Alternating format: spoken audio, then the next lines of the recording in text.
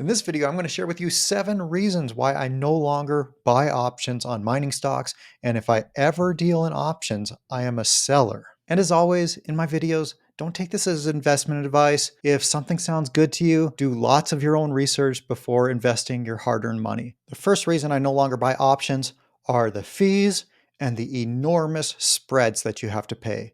Make no mistake that the spread you're paying is a fee, even though it isn't directly taken out of your brokerage account. I'll explain that in a minute. One stock that I'd be interested in buying right now is Pan American Silver because it has a couple potential catalysts. Number one is the silver price.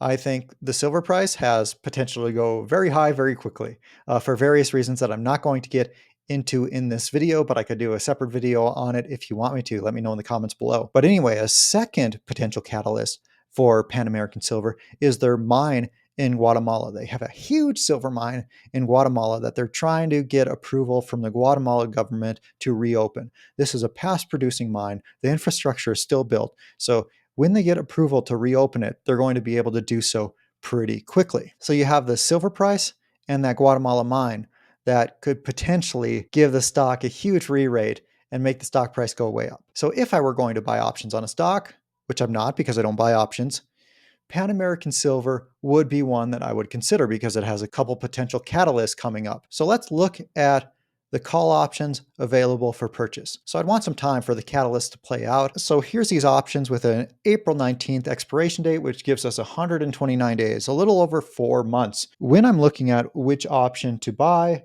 I generally want one with a large open interest where it says OI. So the $20 strike price has an open interest of over 10,000 contracts. So that might be the one I would want to look at because typically when they have a higher open interest, the spreads are lower and also they're more liquid. So they're going to be easier to sell with lower spreads. $20 strike price expiring April 19th, 2024. So if I buy one of those contracts, I have the right, but not the obligation to buy 100 shares of Pan American Silver at $20. So if the stock price goes way up and it goes to $30, well, I can buy 100 shares for $20. So that's where the value is in this. So if you get a fast run up in the price, well, then your options price can increase like crazy. The bid for this is 20 cents and the ask is 25 cents. So to find the price that you're actually going to pay for each contract, you have to multiply that times 100. So you'd be paying 100 times the ask, which is $25. And at least with Schwab, my brokerage account, I pay a 65-cent fee per contract.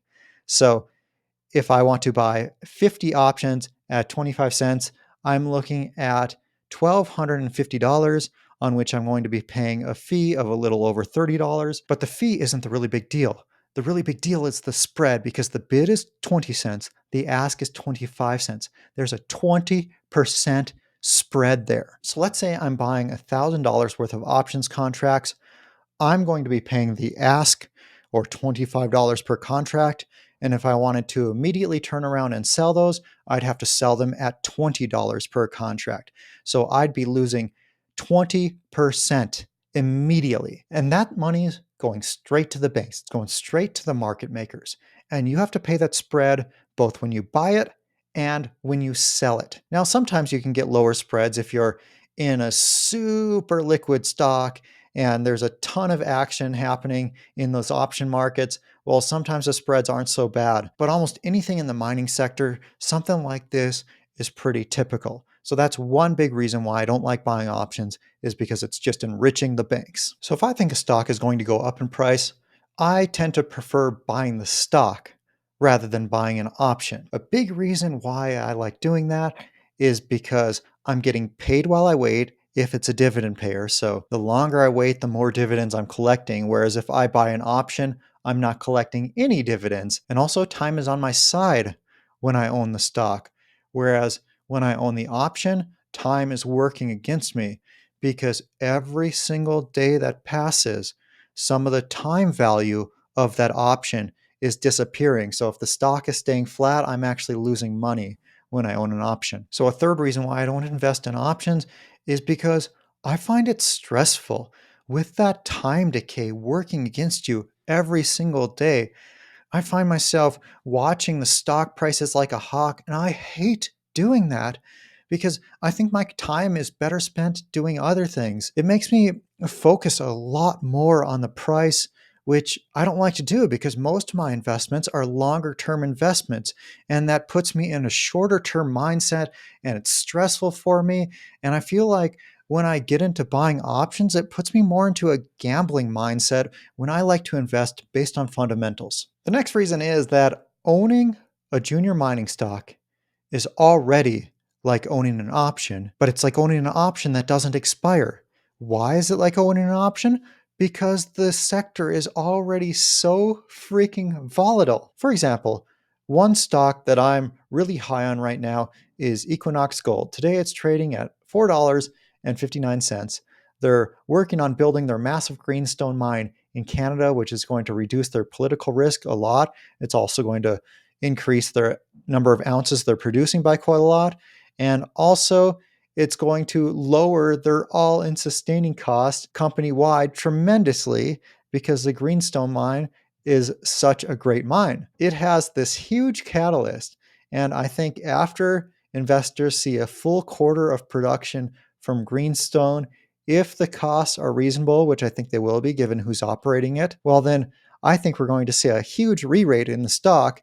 And I see this easily being a $10 stock. When it goes from $4.59 to $10, that's more than double in less than a year.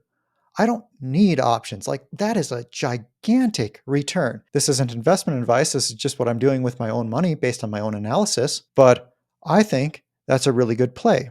Now, could I leverage that by buying options and making even more money? Yeah, but I don't need to make tremendous returns.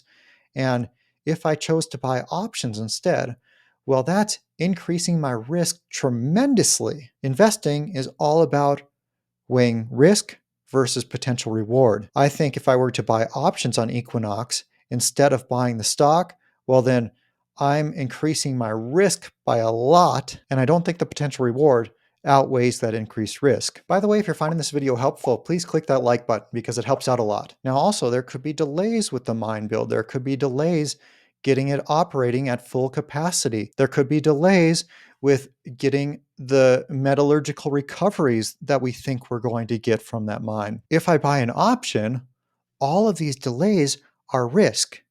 However, when I own the stock directly, that's like owning an option that doesn't expire. So if there are any delays, if it takes them longer to get to full production, if it takes them longer to recover all the metal that they want to recover, well, then I can survive a few extra quarters because I own the stock. I'm not fighting against the clock with that time decay from the options. And that kind of leads me into my next reason why I don't buy options on mining stocks, and that is because Murphy works overtime in the mining sector. I forget who that quote's from, but I think it rings very true. What can go wrong will go wrong, and what you don't think can go wrong will go wrong. There's always delays, there's always problems.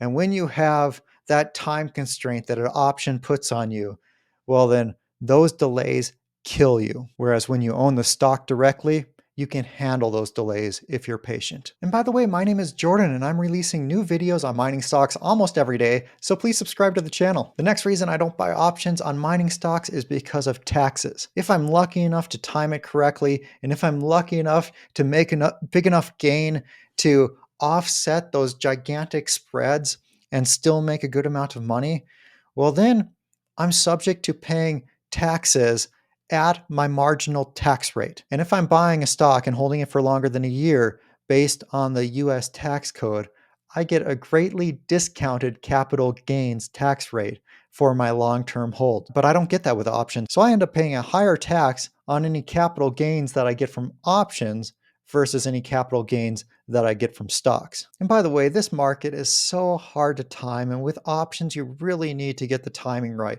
Now, even if you see a clear path forward, like let's say a company is building a mine and you think that stock is going to re-rate at the end of the mine build after investors see a full quarter of production from that new mine. Well, so many delays happened. Murphy's working overtime to make sure that everything can go wrong, will go wrong, and it can cause a lot of problems that eat away at that time left on that option, which makes you lose money every single day and lose money with every delay. The seventh reason I don't buy options in mining stocks is that in my experience, buying options almost always results in a loss. Now, the only time, well, no, I've had some successes with options, but the only more consistent successes I've had is when I've bought long dated options. Like I saw a clear path forward for a company where it was going to re rate after a certain event, and I bought options that expired well after that. So it gave plenty of time for any mistakes, it gave plenty of time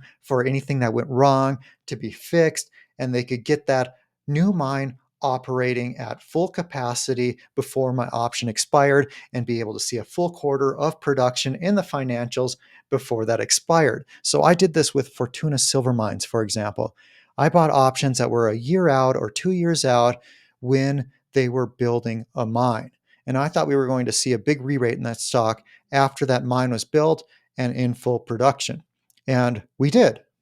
It happened just how I thought it would. There were some delays, but it more or less happened how I thought it would.